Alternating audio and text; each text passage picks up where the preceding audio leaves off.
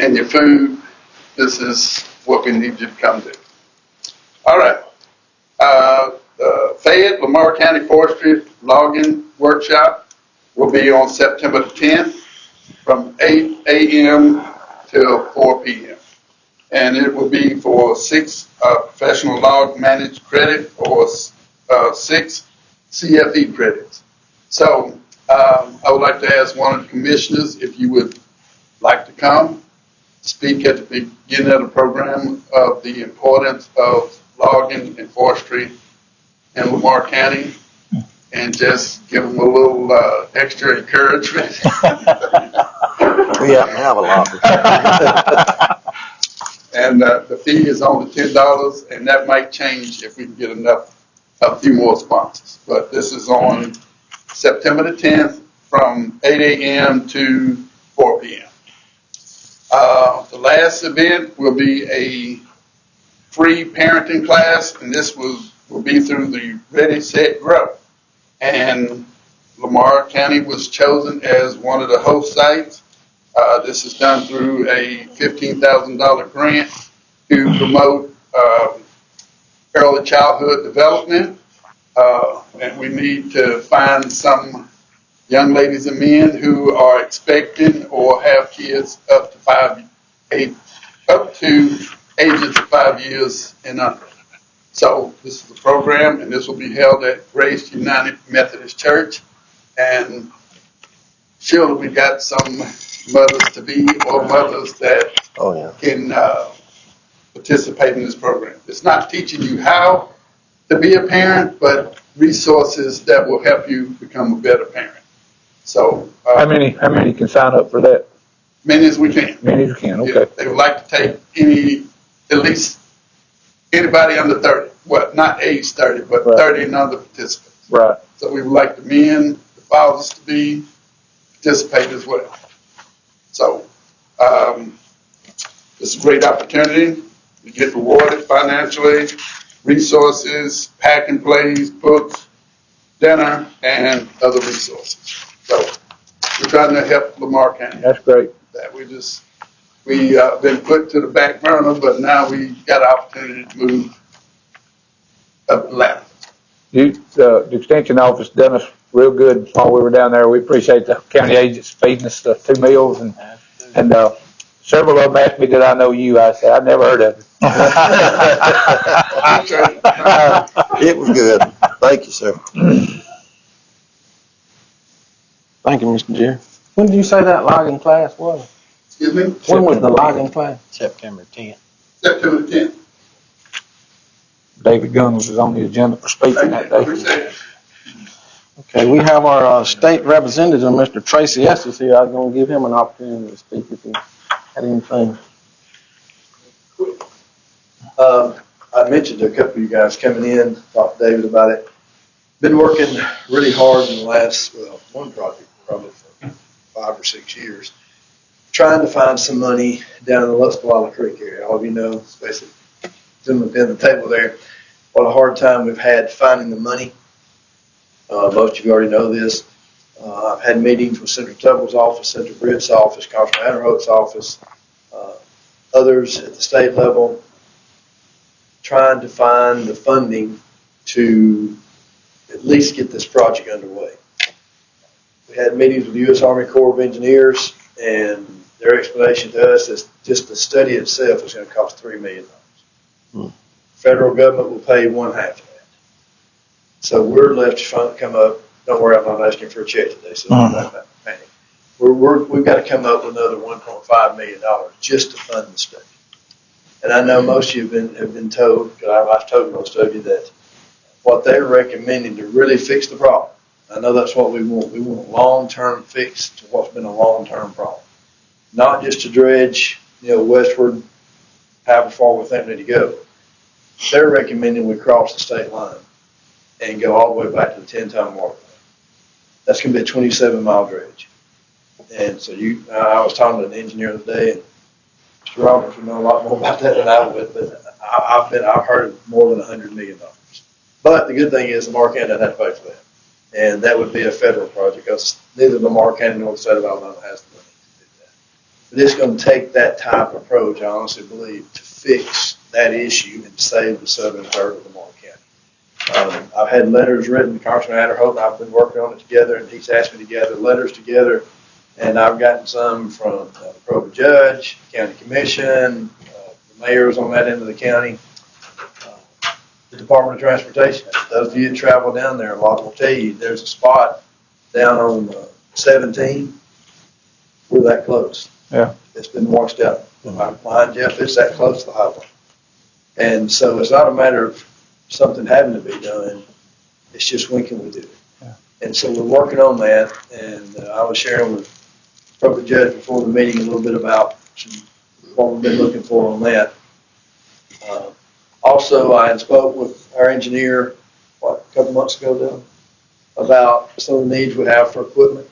And those are, y'all know that more than I do, they're quite substantial. And so I've been trying to look into ways that we might come up with some funding to at least assist. There's not going to be 100% money, be matching monies and things of that nature. But to me, not being commissioner, of what I know of, that's our, we've got the courthouse issue still, but those things that really could benefit the people of Lamar County, to me, is we've got to fix the flooding issue. And you guys have got to have some better equipment. So without boring everybody here today with details, just know we've been working on that. And I would like to talk with y'all sometime about some more details. That it's good, but I don't feel like anything we should share right now. And even as a former journalist, I'd say that because I don't think we want it in the paper yet, because everybody can misunderstand it and get excited and think we've already got it. Yeah. So but that's the biggest things we've been working on in the last few months. Just to update you, I asked Mr. Wallace McAdore at the last RPM meeting to come up with the money they spent recently trying to mitigate some of the issues down there now. So that hopefully that would help us when we request from the state funding. This is what the DOT has done just to mitigate what's going on now. And it's a Band-Aid, and it's not going to fix it long. Even the engineers from the state office, from his office said that they had to make sure the bridges were, okay. So that's why they had to do what they did in order to protect those bridges. Yes. So, you kick this can too much further down the road, it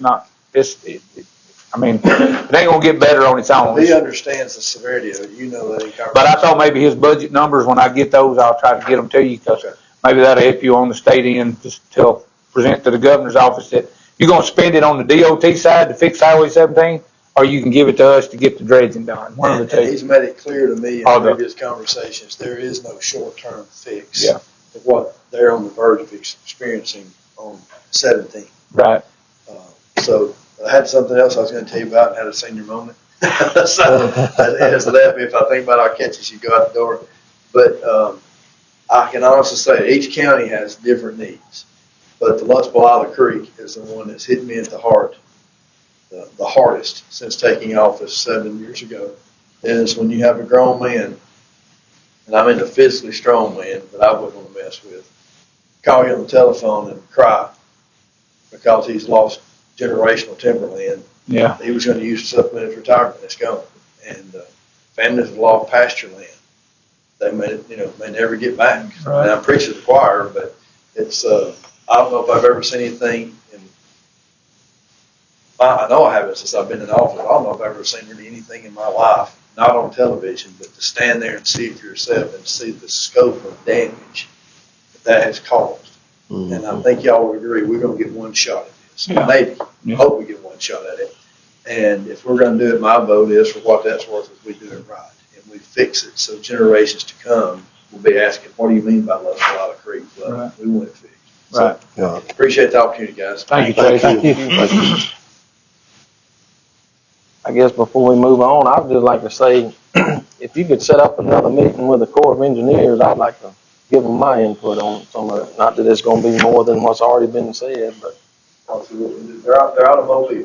Yeah, I'll drive to Mobile if I need to. I'll tell them. That's been part of the complications. The Mobile district handles that, and the Mississippi district is close, but they have no say-so in the jurisdiction of it. So. And my understanding is Mississippi is not very excited about us crossing the state line because they're fearful that what we do could damage stuff on their side of the border that's currently operating fine. They don't, and let's be honest, if the roads were reversed, we'd probably do the same way. That's kind of what happened years ago. But if we don't cross the line and we don't get it fixed right, you can put a Band-Aid on it, go out there and dredge, 6-7 miles back toward the state line, and in what, 15, 20 years? Yeah. If that, we'll be back. 30 years is about what it's took to get to where it's at now. So, I mean, without perpetual funding, which would end up being costing more in the long run, because you would have to go there and do a lot of work every year after flooding, if you're going to keep it maintained. So, If you can do full 27 miles Yeah. and fix it right. yeah. All right, we appreciate you. All right, we'll move on to our new business. Line item 1 here is award the bid for residential pickup, billing, and collection of fees for the solid waste department. And what we've had here is 3 different companies submit bids. And I think, did we announce the bids last time? You quoted the prices, but we've had a chance to look over all the contracts now, so you can read. Do we have anybody that wants to make any discussion before we take a bid on what we're fixing to do? I think it's pretty much cut and dry. It looks pretty good. Self-explanatory. I mean, we're going to, next June, when this contract becomes effective, if we vote for the low bidder, and we're going to save the taxpayers $4 a month off of their bill right off. I mean, it's going to bring the bill down, which was amazing. Really, I was amazed that we had a bid that low. So that being said, I motion we accept the bid Waste Management give us for the $19.95 per customer per month. Quarterly, what would that be? Which now we're paying $72, I think, quarterly, so that's going to bring it down to right 59. Yeah, close to $60. So you're saving $12 a quarter, $4 a month on your billing. So I think that's great. They did the contract that I read did say that there was a administration fee that could be waived if you use direct deposit, where they don't have to handle that administration part of it. If it goes straight to the account out of yours, they would waive that $8.95 fee. $8.50. $8.50. Okay, it's $8.50. All right, I thought he said $8.95, but $8.50. But so you could potentially only have to pay $19.95 a month, which would be $59.85 per quarter, which is a significant savings. So I motion we go with their bid. I would just like to put the other numbers out there just so people could see a comparison. The next best bid was $89.55, and then the highest bid was $99 per customer per quarter. Those are all per quarter numbers. So I have a motion to accept that contract. Second. All in favor? Just for informational purposes, this don't take effect till next June, so we're still under present contract, which means we're still running our solid waste department, so it's going to continue to be what it is until June of next year, 26, when this will take effect. Okay, next, number 2, approve purchase of 2 computers plus installation for the Revenue Commissioner's office in the amount of $738. That's for 2 computers for Pam's office. Do I have a motion to accept that? Make a motion. Second. Hey, I just had one question on that. Will this be paid out of the appraisal budget? Okay. All right, all in favor?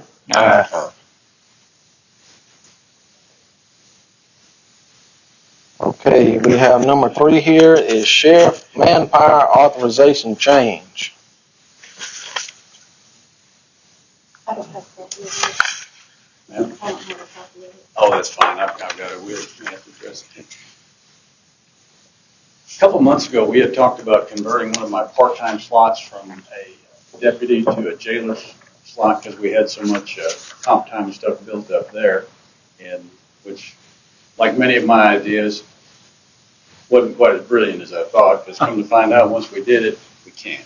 Because the guy that we wanted to use, who was prior trained with that, has a county position already, so there was no way to cross that over.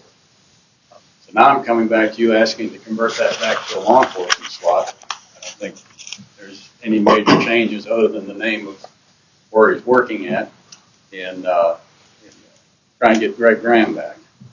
Greg has had some things with his career. He's ended up at Sullivan, and the way his schedule matches up, he fits in with my nighttime guy, Mr. Lawrence, will be working tonight, and he's working by himself. I'm telling you, I just have horrible reservations about one deputy working this entire county. It's just such a safety issue, and so I'd like to ask that for him to be hired. All you're doing is going back to your previous. Nothing's changing. Yeah. Nothing's changing. Really. Yeah, There's two. we had action on the meeting prior to this, so you'd have to have action to go back to the previous. Yeah, there's two actions here. Yeah. The first one here is to approve the sheriff manpower to change his a deputy slot back to Part-time jailer back to part-time. I make have a a- motion to do that. second. All in favor? Okay. The next one here is number 4, sheriff new hire for Greg Graham, part-time deputy, which he just explained, at $10 an hour, effective on 8/22 of 2025. Do I have a motion to approve to hire Greg Graham? I motion. All in favor? Okay. And this may not be proper format, but of course, everybody knows about the Facebook explosion, which I don't Facebook, so a lot of stuff that I was getting is coming in kind of backdoor and through private messages and stuff. As a stopgap measure, is there a possibility of getting another part-time slot? And I guess looking and talking about that, I was going to approach the commission about taking over the janitorial part of this, and I understand there's some other things that are working that's not going to make that possible. But in looking at my copy of the budget there is some funding left over from where, we did vacuum, we did clean up and different Cut things. the grass and everything. Yeah, and cutting, the grass, yard maintenance and stuff. To try and do this till 1 October, till we can get the new budget in place and have some deep conversations about what's going on. And there's some things that are happening that need to be addressed, but we're not going to fix it overnight. And at our budget meetings this coming up, we were just discussing on what we could do to, And that might mitigate be- some of these situations. But, there are some options out there, but a lot of them are not just, easy options, Yes, sir, I understand. I want to be part of the solution, not part of the problem. So sit down and talk with it. That's one thing I'm looking to say. Just, to me, it's a tremendous safety issue. I stay I away don't blame from you, yeah. worry about these guys. And we've got some communications issues we've got to work on too. Just laying that out there, I'd like to look at the possibility of creating one more till 1 October, then we maybe look at some more longer term solutions. That's something we can discuss at the budget meeting. Okay, we'll discuss it in the next meeting. We can do it if we need to or whatever. Yes, sir. Thank you. Thank you, Thank Marty. you. Okay, number 5 is the approval of a county transportation plan. I'll speak to that quickly. Of course, I think David's got a copy in front of him. The county transportation plan for the rebuild fund for paving jobs for next year is very preliminary, may change. I was pretty conservative with this, so if anything, we may add another road, and there are a few other roads that we may do out of different funds. But for right now, first project is Mixon, Crutchfield, and Plum Tree Road, which is about 1.3 miles of paving. Second job is County Road 77, or Cruise Road. It's about 3.42 miles paving, and then 1.6 miles of Mount Carmel Road also. Like I say, there are some other roads that will be done out of different funds, but for right now, like I said, this is also can be amended, and we may go back and add a few depending on how the bids come in. I'll speak more to it during the work session and explain, but for right now, this is what I've got on the transportation plan anyway. I know we discussed it, you and I know we ain't discussed it in the group setting, but, I think we need to look and grade our roads, you know, like we were saying, grade them into what is the worst. And I know as a commission, I want my district took care of too, but I think in our discussion, if we can get these roads, you know, we can get more done in one district a lot of times by consolidating those funds. So I'm not opposed to that. We definitely need to try to get as much bang for our buck while we're there, you know. That's, like I said, that's something I'll speak more to in the work session, kind of explain my thinking behind several things. But I think this is the best route for now on this plan. We appreciate it. We know you've been battling this weekend. We appreciate you being here today. No problem. That's something we need to, Yes. It just needs to be approved. okay. I vote we accept the transportation 2026 plan from the engineer. Do we have a second for that? Second. All in favor? Mitchell already made the motion. Benefits him the most.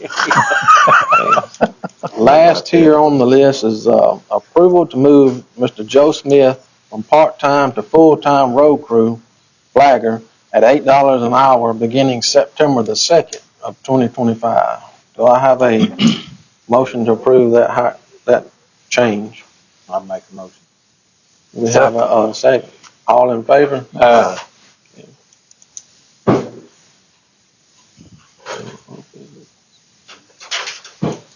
Okay, Mr. Johnny, we'll start with you on our district reports. Just been cutting back on the gravel roads, trying to clean it up, and been ditching some and grading a little. All right, Mr. Mitchell. Been down to the conference this week. Had a lot of stuff going on down there and a lot of interesting facts come out and learned some things. And the guys been grading. Ronnie finished grading around the district this week and been hauling some gravel. And they're starting to, got a couple of culverts put in. They're starting one this morning. So that's where we're at. All right, Dave. We've been grading, hauling gravel, cutting back some right of way. Mr. Jill. Well, I had some equipment breakdown. My Mini X is down and one of my dump trucks, I reckon, bit the dust and another one's in the shop. So, but I think we finally got graded around the district, before all that deal. We're going to start our bush hogging down around the Mud Creek and County Road 9 area, hopefully this week. So if you're around that area, be careful and watch for our guys. And, our pre-session for the legislative committee will be coming up pretty soon. Where if we want to introduce anything, I'll remind everybody of that again. So, and then the legislative conference this year is going to be in Florence, which will be a little closer for us.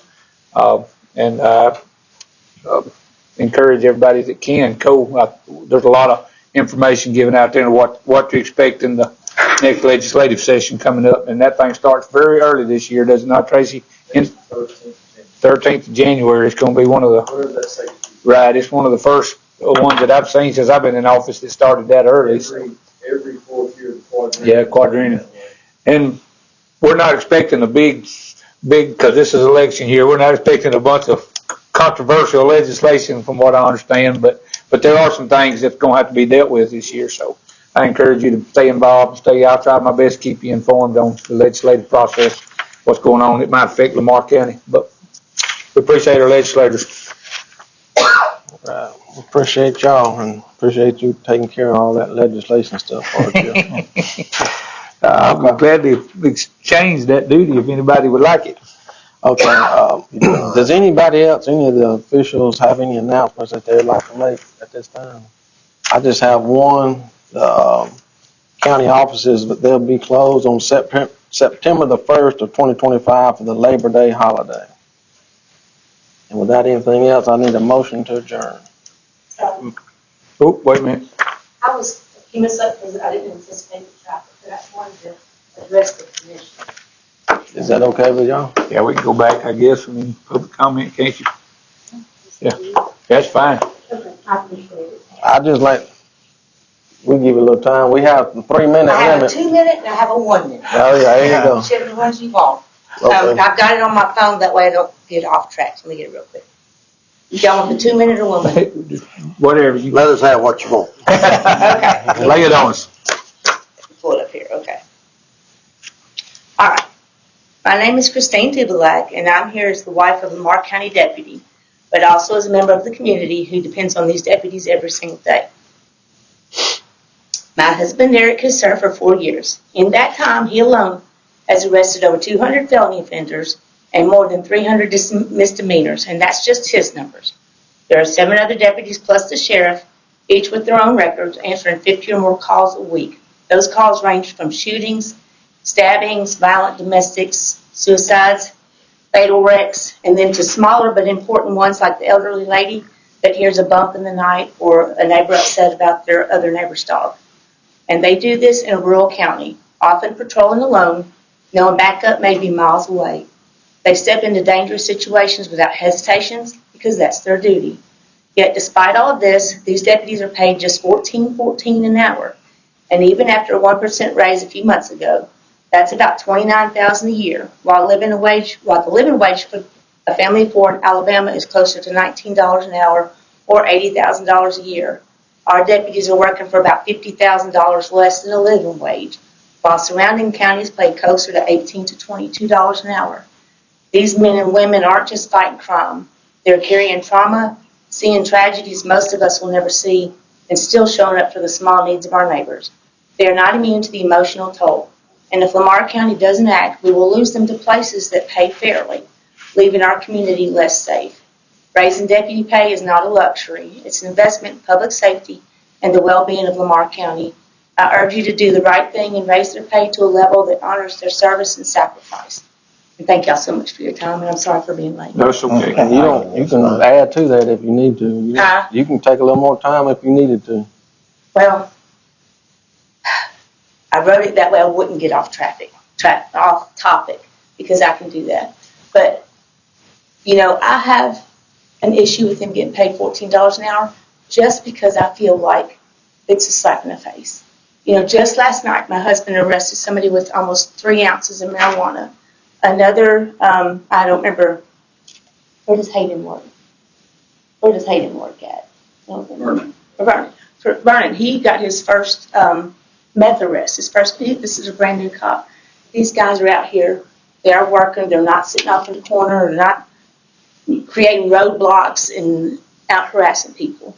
They are here to get the drugs off the street, the bad guys off the street. My husband pulled off the road one day down in Kennedy he was just going to run some radar. A truck crashed right in front of him. He got out and went and assisted the guy. While he was helping this guy get out of the truck, he got a bolo for a man wanted for murder. This man, like 8 minutes before, had killed somebody. And Eric happened to be there at the right place at the right time. So, I'm proud of my husband. I'm proud of the work that he does. And every night I'm so thankful that he gets to come home. And he loves what he does. He loves the sheriff. He loves his coworkers. He doesn't do it for the money. But last year he made a little over $28,000. And it's almost embarrassing. And when that post went, I was so upset on that post because half of the people were saying that these people are idiots for working for $14 an hour. But they're not. They love it. They don't do it for the money. And, I just feel like $14 an hour is just, compared to, other counties and everything, we just don't fit in. And the 1% raise was, it's better than nothing, but he's been here 4 years. And that's the only raise that he's gotten. I can also add that they can't work overtime. He worked 14 days straight one time and still got his $828 paycheck every 2 weeks. I'm like, what in the world? And he said it rolls over to comp time. I won't go into all that because this is about the pay, but I just appreciate y'all giving me the opportunity. Like I said, I'm sorry I didn't think about the construction traffic. I'm glad you come and spoke. That's fine. All right, so thank y'all very much. Thank You're you. welcome. I have a motion to adjourn. Motion. Second.